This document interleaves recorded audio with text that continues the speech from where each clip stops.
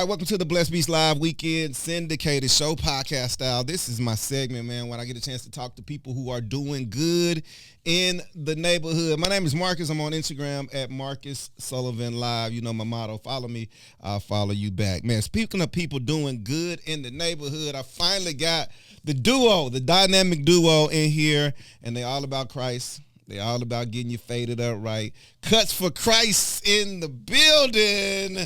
What's up? We got Chloe. We got Lee. How y'all doing? Doing good, man. Blessed, highly favored. All right, so I got y'all in here, and man, y'all the first family business, right? Okay. That is doing community stuff, that is doing faith things, and I don't want to just ruin the intro to this joint. So talk to me. Tell me who y'all are, how y'all become Kuts For Christ, and what do y'all do? Okay, well, listen, I'll go ahead and start us off. Okay. Hey, what's up, everybody? I am Chloe. I am the founder of Kuts For Christ. I am the one that kind of started this whole thing with the blessings of God and his favor and grace. Mm-hmm. You can go ahead and tag yourself because I'll kind of break down in time on like how this thing all played out. So. Okay. Yeah, I'm Lee Thomas, the co-founder of Kuts For Christ. I'm kind of Chloe's right-hand man in many different areas. You know, I try to assist with networking, building the connections and relationships. I'm looking at the fashion joint. You got the Kuts For Christ. You got the Kuts For Christ on the hat. Before we even get into this, somebody might be like, Kuts For Christ, why with a K? Why with a K? Listen, so it's spelled very unique. God is brilliant, right? It stands for keeping up the salvation. So that's literally what KUT stands for. So not only is it Kuts For Christ, it stands for keeping up the salvation. And keeping up the salvation. I like that. Yeah. Well, how'd you get that? Holy Spirit. Okay. So look, I'm going to just give you a download really quick. So 2016, I'm doing children's ministry at a previous church. Okay. You know, what better way to get a revelation from God with childlike faith with you and around you, right? So arts and craft day, these little kids are just drawing out stuff, writing out stuff, casting vision. Okay. And God hit me like a ton of bricks. He said, get your paper, get your markers, you finna write this out. Now, I got 20 years of being in the beauty industry, barbering industry, and I was like, okay, you know, love praying for people, love meeting people where they're at. Yeah. And God was like, you're going to use what you already have in this with doing Kuts For Christ. And I'm like, okay, God, all I have is all I need, so let's go. Yeah. So I'm like writing it out, and literally my goal was to write the C, right? The C like Kuts. I'm like, Cut. He was like, no, stop. Yeah. And then that's when he was like, it will be spelled with a K, K-U-T-S, for keeping up the salvation, and that has been our motto. Yo, it came to you like that? Like that. Like God was speaking. Yeah. Okay, he was speaking and he was talking, and as he was talking, I was just writing it out. He gave me the colors. He gave me the lettering, everything in that moment, March 14, 2016. Was that your first business ever? No, so my goal, again, right, you hear me saying my goal? Your goal. My goal, yeah. Listen, I've been doing hair since I was 12. Okay. You know, I come from a family of hairdressers on both sides of my family, so I've always loved doing hair. In my mind, I thought I was just going to open up some salons, you know, be behind the chair and, you know, do it a Christ-centered way. God was like, you're going to use what you already have to be able to support the community. Yeah. Now, I still do hair. I still have my clients. I still do that. But, you know, right now, God has lifted Kuts For Christ to this place, so that's where my heart and passion has been. Okay, so I gotta say this. Cuts. You out here fading and cutting hair. Yeah. All right, so honestly, this is and I know I'm gonna get tore up in the comments, this is a male-dominated industry as far as cutting. Now, when you say do hair, people be like, okay, she do hair. Yeah. How'd you pick up the clippers and why? And what made you different than just say, I'm not just gonna do hair? Why I'm picking up the clippers? So listen, when I first started doing clipper cut, that was in high school. So I got my cosmetology license in high school, my 11th and 12th grade. So cosmetology was okay. That was the foundation. Yeah. Now, mind you, I was also getting an apprentice at a barbershop that I worked at, an apprentice under, and she taught me everything that she learned. By no means, I didn't know that I was going to tap into the barbering industry this way. Mind you, God has a great sense of humor, right? Yeah. But he allowed me to get that skill set under my belt, so when it was time to be able to present these things, I already knew what to do. Yeah. Because in the midst of me getting my cosmetology license, getting the apprenticeship, getting my license and everything, I went straight into the salons. Started working in the salons for the next 5 years until I built my clientele, and then I went to suites, and then I just kind of stayed there. I got to stop and ask you. It's two questions I got to ask. Listen, look. Anytime, okay, so I had a makeup person in here before. When you talking about, like, the grooming industry, right? Yeah. A lot of dudes have done this, and Lee, I'm sure you probably done this before, too. Cutting hair is just not easy. It ain't for everybody, right? No. Tell me about your first cut. Did you ever mess up some fades before? Yeah. Okay. Yeah, listen, my brothers and my daddy was my first cuts. Did you do the chili bowl joint? No, so look, my brother used to get a chili bowl before I start cutting his hair. And I'm like, I can't have my bro out here looking that kind of way. So that's how I really started to get better at my fading because of him and the chili bowls my mama tried to give. So I kind of stepped in and kind of helped with that a little bit. But growing up, my brother, they used to have barbershop talk. Shout out to Rob. He was the one that cut my brother hair his whole entire life. My brothers and my dad. And then as we got to Houston, it was just kind of like, okay, I want to pick up this skill set. I want to get better. So he was my practice. And then you got into the salons for how many years? I'll say I did salons for about 7 years. Okay. Now, is it true, like the movie The Barbershop, do they sit you down in the first, you know what I'm about to say, if you walk into the barbershop, you walk into a black barbershop, the first chair, I'm not sitting down in the first chair. What's the stigma about is that a stigma? Is that a rule? Like the first chair is usually like the worst person. And then the last chair is like usually the owner, right? Is that a stigma or? I'll say that's probably more so in the barbershop.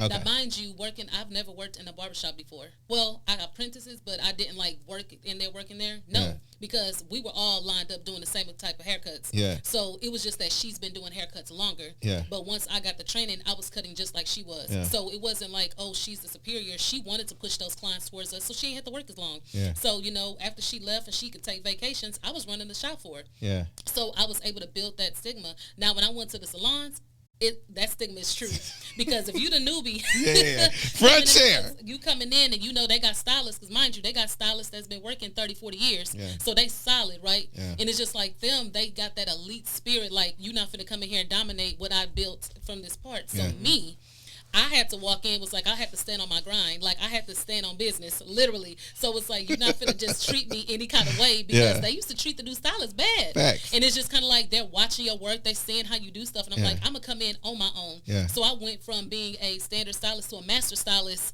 in a couple of months. So my clientele grew. So they couldn't say anything to me because I stood on my own. And I'm like, Holy Spirit was with me, and hey, that's kind of how that went. But that stigma in the salon is true. Yeah, because you get looked on. you have to keep up. Well, you have to keep up, but different hair textures and all of that. Or does it count? Does it matter what kind of hair texture you got to get a fade or no?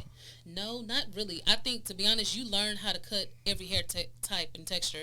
I think that's the safest way. A lot of people like straight hair is the most complicated, because you will see them fade lines. And if you don't blend just right, you will see that line. That line ain't fading away. People like to cut coarser hair because it's easy to hide them lines. But straight hair, you finna see everything. So you gotta make sure your fades is right. And I love it because some of our barbers that we have, our lead barbers, like we talk about that all the time when we're sitting in the rows. Like we always checking to make sure blends is right, fades is good. We love that because we just like to challenge each other on our speed, making sure fades are good. So we have those good opportunities too. I'm going to come back and ask you about the speed of an average haircut, but I got to talk to your brother here, Lee, Kuts for keeping up the salvation. Keeping up the salvation. How'd you get involved in this? Because what is your thing? You join forces with keeping up the salvation? So originally, I wasn't even supposed to be cutting hair. It was something that I had to essentially learn, and my sister taught me. I didn't know what I was doing. I was like, okay, I want to help my sister out, but I see she's struggling. She's doing 20 haircuts every outreach by herself. And I'm like, man, I want to help her. So she gave me some clippers, and she taught me everything I know. But to backtrack a little bit, I didn't really know what my purpose was, to be honest with you. I didn't know why God even brought me here. We talked about this a little bit, like my story and like how we got here, getting saved through video games and stuff like that. And my sister, getting her own thing and growing a vision that God gave her. I was like, man, God, I want to be a part of that. I want to be a part of that vision. And I saw my sister was struggling. She gave me some clippers, and and over time my role has evolved. Now I'm more in the back, and I still volunteer and cut hair. But I'm more building up the teams, recruiting, and trying to build those connections and relationships. Do me a favor, dive in there real quick, man. Finding Christ through video games. Sheesh. Yeah. Talk. Listen, that's a whole. Dude, Matt, now. We got time for that. You know what? I want the short version because I got. Let me look in this camera and say this. Listen. He found Christ through video games, but I played him in Madden. Don't start, man. Beat the brakes off of him. And so The second time we played, he tried to mess up and hit pause. So we're not gonna talk about that. We ain't gonna talk about that. But how'd you find Christ through video gaming, bro?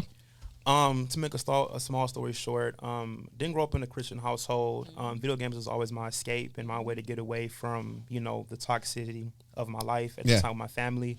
Over time, when I started to play video games online with other people around the world, this random guy invites me to an Xbox Live party.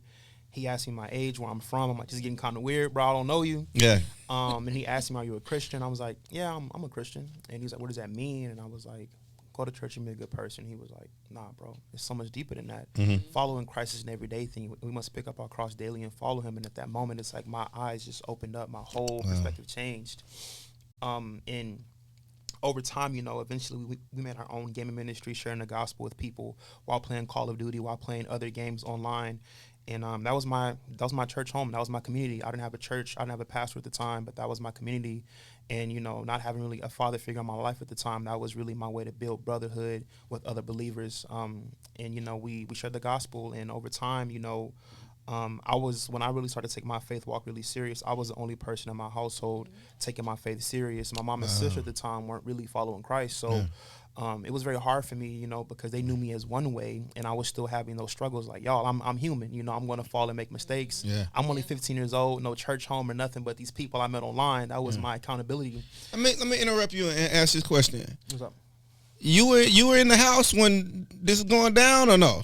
Yeah, I was in the house, but I was in my own lane doing my own stuff. So it's just kind of like. But you wasn't a believer at the time, neither. Oh, no. So when he fell in love with Christ, you like, yeah, what you doing in that bag? Like, what's going on? Is that how it's going down? I just think like the encounter, it wasn't like an immediate shift. So it just took time with us seeing him and his consistency to really know and be like, okay, he really action, because I'm one of them challenge. I'm like, okay, but you really say you just did this. Yeah, like, I was that person. yeah. But I'm like, okay, you really say, but I just caught you doing this. Like, okay, you really a Christian. So that was kind of my approach. Yeah. Because sometimes he used to be like, okay, but I'm walking with God, but you're not.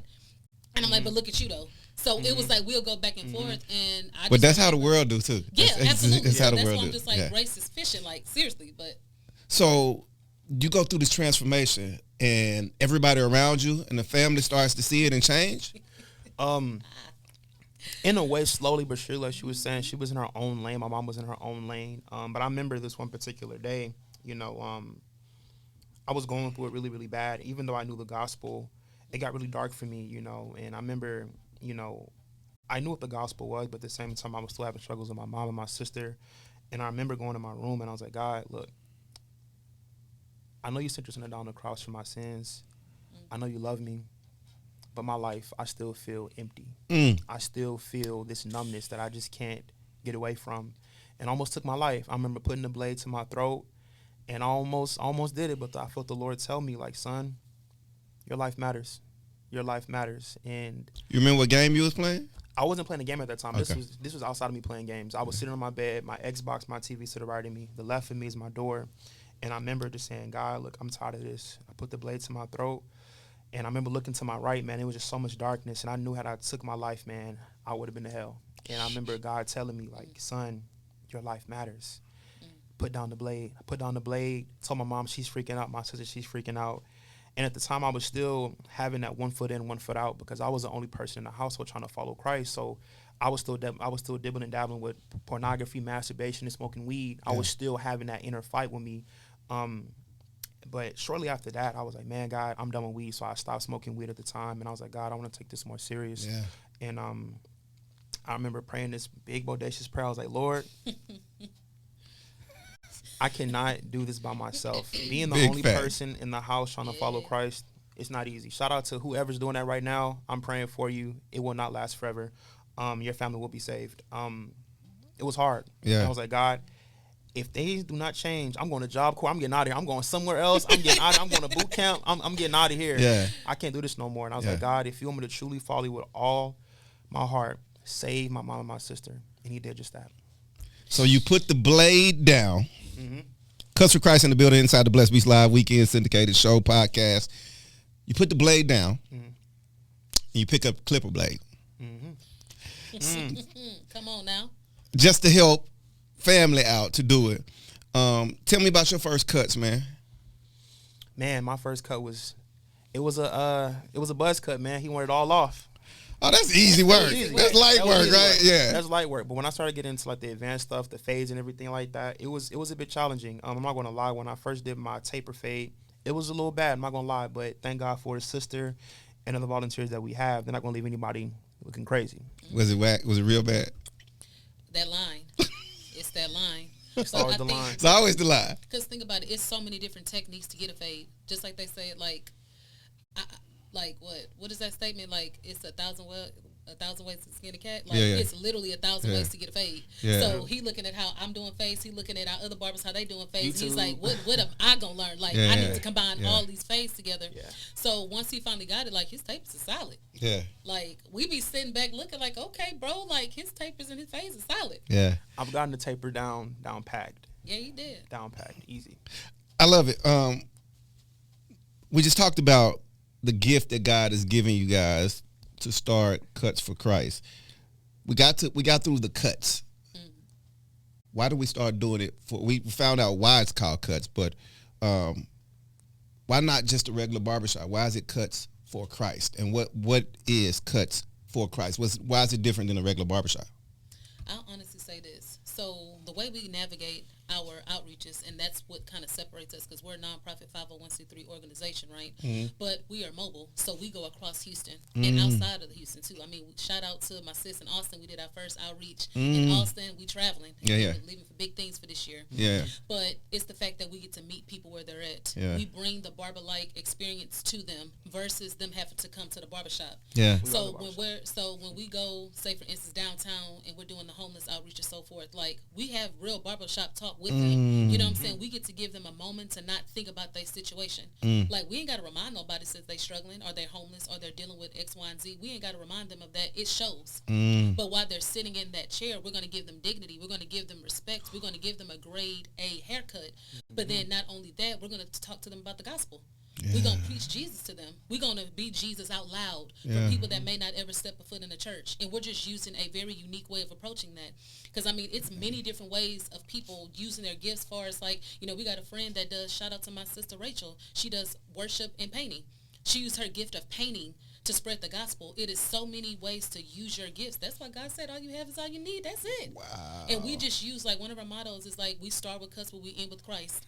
We introduce the haircut. That's hard. Listen, we introduce you with the haircut, because who finna really say no to a haircut? Oh yeah. Like, think about it. The pandemic. Shoot, I need one right now this month. Oh, look. But it's just like one of those things. Like during the pandemic, I was still working in corporate, still in the beauty industry, but hairstyles was still happening. Oh, yeah. Even they was trying to have lockdown. Like, think about it, you're going to always need a doctor, a lawyer, and a hairstylist. Because you all a dentist. You're going to need all those things. Yeah. So the hair industry is a multi-billion-dollar industry. Yeah. It's always opportunity for anybody.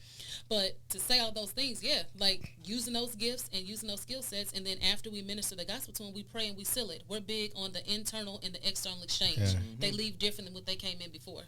Bars. Also, something to add to is like what my sister was saying. There's many ways to use the gospel through gaming, haircuts, podcasts, anything like that. Yep. Our main goal, honestly, with Kuts For Christ is to help them not feel homeless just for a moment. Just forget about being homeless. Just forget about it. Go to sleep, because all the time, sometimes they go to sleep, man, they just fall asleep because they're at peace. Like a lot of times they can't even go to sleep because they're always looking over their shoulder. Yep. To have that moment to just be at peace, fall asleep, it always humbles me every single time doing Kuts For Christ. If I have like a bad attitude or something like that, man, God humbles me every single time. The smells, the odors, all of it humbles me every single time. Or let alone that, Marcus, not to just kind of chime in, like outside of homeless, like we have partnerships with like refugee programs, right? We're doing these kids that are fresh off the border, getting picked up due to like death threats, drugs, domestic, you know, sex trafficking, all of those things. Yeah. And it's just like, even these kids are not with their family. Like, you know, it's those reminders that these kids don't know what their next look like, but they at least get to look good. Yeah. They get to feel good about themselves. Like, we were working with our last one for the year, our last outreach, where we went and did these kids. It was just one of those things that these kids were so happy to get a haircut. Yeah. You know, to be able to look in the mirror, feel like they look like somebody. And it's like those moments, you can't get that back. Yeah. Like, you can't buy those moments. Yeah. So it's just like having those encounters is our why. Because a lot of times people always like, why do you do it? For that. We do it for that smile. Yep. Yeah. That's the soul. Yeah. Like the Lord says, that we rejoice for the one as we leave the 99. Like, that's one soul. And then due to the fact that we've done thousands of haircuts, those are 1,000 souls that we were able to pray, speak the gospel, speak life into. Yeah. Like, we got powerful testimonies. Like, bro, we can be all night. Powerful. Like, telling from, like, people allowed Kuts For Christ to be impactful for them, got their lives together. Yeah. Just because somebody believed in them. You know, it's really deeper than what people see. Like, our heartbeat is the soul. Yeah. And we just use these gifts to impact people so we can get their souls. Man, I'm loving everything about this, and I know somebody's watching this on YouTube. Y'all got to share this interview, because just of what they just said, the heart and the why behind it is absolutely. I want to go back to that. Y'all are a 501c3, because you can't pull up to the homeless and be like, yo, it's 40 for the cut. You know what I mean? Like, Oh, absolutely. and so, what kinds of organizations? Like you said something about like y'all partner with some people, but how y'all getting y'all backing behind it? Because somebody's watching this and is like, man, I want to pour into that. Like, how are people, or who are people that are, or how y'all going out there getting that? Is it fundraisers going on? Is word of mouth? How's it working? Marcus, it's a combination of All many of it. things. Combination of all those things. Yeah. You know, donors, angel donors, grants, you know, support. Angel donors. What's an angel donor? So it's pretty much like a donor that comes, a Christian donor that comes and literally will bless the organization. We've had many opportunities that happen. We've grants, you know, literally fundraising. Are they normally anonymous or what? Some of them, Sometimes. sometimes Okay. they are anonymous. Yeah. And Sometimes it's a blessing. reoccurring. Yeah, Yeah. sometimes of them are reoccurring. Some of our partnerships, you know, we do contracts with organizations that we literally partner with and be like, hey, you know, for the year we'll make sure that we're able to build out our teams to come out and accommodate the kids and stuff, because the thing about it, they're getting kids every day. Yeah. Yeah. A lot of these refugee programs and these kids that are fostered are coming in by the hundreds. By the hundreds. One of our partners, they get like 100 kids a day. So Sheesh. I'm like, we're going out there like twice a month just to accommodate, get 50, 100 haircuts done. It never resolves. So it's just kind of like, as we're growing and we're expanding for those that have the heartbeat to come and serve, like, just know that you're being intentional about your yes to make impact to change somebody's life. Yeah. So, you know, with that being stated, you know, those contracts, those partnerships like that really help withstand what we're able to do. Yeah. Talk to me in a world, right? Now, in a perfect world, right? In a perfect world, what do y'all see this company? What do y'all want? Like, for example, say that angel donor is out there and says, man, I want to give y'all an edifice, right? Yeah. What is that in the plan, or is it, I love to going out and going under that bridge and grabbing somebody, popping up a chair? Talk to me in a perfect world. I'm gonna go first, because you know there's like two parts. This a lot. Yeah. Honestly, you want to be one-stop shop for everything, man. Like schools, what she's gonna get into, like really being able to be a one-stop shop, man. We just don't want to be able to bless them with a free haircut. We want to help them get them off the streets, help them find a job, how to apply for a job, how to build your resume, certifications, how to actually get on LinkedIn and really put yourself out there, while also pouring the gospel into them as well. You know, if you want to go a biblical route, you know, we want to be able to do that for them as well. You know, so we have goals of doing a lot of different things. You know, even doing a tour with Kuts For Christ, and we go all over the states, and being able to cut hair. For example, going to a CHH concert, right, or something like that, and we pull up outside the event, you know, hey, we're giving out free haircuts. That's hard right there. So, but I'm gonna give you that because she's talking about schools, yeah. So like the school function is like, that's something that is definitely on the lines for, let alone this year coming up and the year prior. But a school to definitely create opportunities for hairstylists and barbers, because again, it's one thing to kind of go to a school, because I've been through the barbering school. I mean, training, going to cosmetology, but they only teach you so much, and nobody is adding the biblical principles. So that is really what's going to set us apart. Not only are you going to get your cosmetology or barbering license, but you're going to get those principles of the Word of God too. So you're going to be able to apply those things not only to service and better withstand your family, but you're going to use those gifts to come out and still do outreaches. It's just going to be the same thing. So it's just like, as you're in school, you still would use those gifts to still come out and serve the community. So you're giving back while you're getting at the same time, and it's just going to keep on cycling itself. So it's just kind of like, we don't got to redo the wheel. It's opportunity out there, but we want to make sure we do it the kingdom and God's way. Just kingdom or nothing. Yeah. So I got to say this, man. I done talked to a lot of people. I stopped doing the A-list celebrity interviews simply because it's been so many celebrity podcasts that's been born, right? Mm-hmm. So now celebrities go sit down with celebrities versus they were sitting down with the radio guy at first. And now I morphed it into talking into real people with real assignments and real missions. I gotta give y'all's flowers, man, because y'all's why. I'm sitting here getting goosebumps, and I know somebody's gonna get in the comments and it's like, yo, that was powerful. Do me a favor, man. Look right here in that camera and tell people how they can get in touch. They could be in any city in the world, in America, or whatever, how they can get y'all to come out, maybe pull up under their local bridges and get it popping. Go ahead. Listen, let's go. So first and foremost, thank y'all for tuning in, watching, and being a part of this episode. We're grateful and thankful for each and every one of you. If you're looking to be a part of whatever Kuts For Christ is doing, first and foremost, you can follow us on all social media platforms at Kuts For Christ, and that's KUTS for Christ. If you're looking to volunteer, you can go to kutsforchrist.org. We have the link in our website where you can click and see what option of volunteering that you would like to be a part of. And if you would like to donate, you have the option to go ahead and go and donate on there. We have options for financial donation contributions, care packages, and also kits. All of those things will go right back into the community to make one head a greater at a time. In the final way, if you're looking to have an outreacher for us to partner with you all, they also have a opportunity for you to fill out an outreach form. Well, we'll give you 24 hours in response to contact you, and once you fill that out, we'll be in connection to see how we can better lock arms together, because we truly are better together. And if you are a barber, hairstylist, photographer, social media person, whatever, you want to use your gifts for Kuts For Christ, because you do not have to be a barber to be a part of the Kuts For Christ team. Talk, brother. You have to let us know, because we are always looking for more volunteers who want to be the hands and feet of Christ. Even if you're not cutting hair, you can be praying, you can be helping with the admin team. There's other ways for us to come together as a body of Christ. So let us know on our social media platforms and our website. We would love to have you be a part of this family. Absolutely. I got to ask a barber question before I let y'all out of here. I got like 3 minutes. What's the average length of a haircut? I know when we go into the barbershop, we talking LeBron and Jordan. It might take, and I got locks. It still take me 40 minutes. We in there talking. What's the average length of an average haircut, especially mobile? Y'all pulling up outside in the elements, boom, boom, boom. And what clippers we need to be trying to go out here and get? I see them on Instagram all the time. What's the ones? Is it the Andes joint? What's the one? I like the Andes Baby Bliss. I like them for sure, bro. The ones that you've been telling about, the ones you got, because them top tier too. Is it the gold joints on IG I'm looking at or not? I got the gold joints. Okay. I rotate between two different kinds. Okay. So I like them just because depending on what type of hair you're dealing with. Yeah. I like the blue joints that I got. They are amazing. When I say they cut like butter, man, it's like a perfect engine inside, brother. It cuts through all the hair, through all the dirt, through all the grime. It just cuts straight through it, man. They are flawless for fading, blending, edging up, everything. I got to ask this too. See how my brain works? Yo, all right. Is this a fad or is it here to stay? When y'all spray painting them and you talking about enhancements?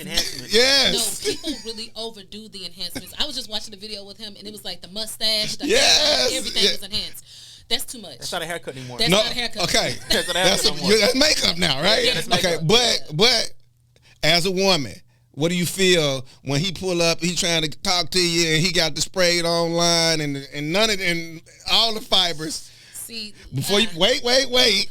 Before you make your answers, we living in an era of the wigs, the lashes, I had a makeup girl in here, and I was like, some stuff is not enhancement, it's a cover up. So all right. So what do you feel about that? Listen, everybody going swimming.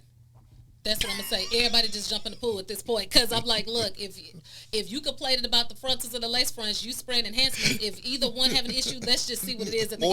Or unit. That's because the man units is aggressive. Unit, yes, and fake locks are out here too now. Yes, they're out here real aggressive. I'm just like, at some point, I'm okay with enhancement, because I have some clients, they wanted just that little razzle dazzle, you know, photo shoots, video shoots. It's cool for that. It's cool. I work in me. It's cool for that. Not overdoing it though, just a little bit. I'll go for fibers, then spray. Yeah.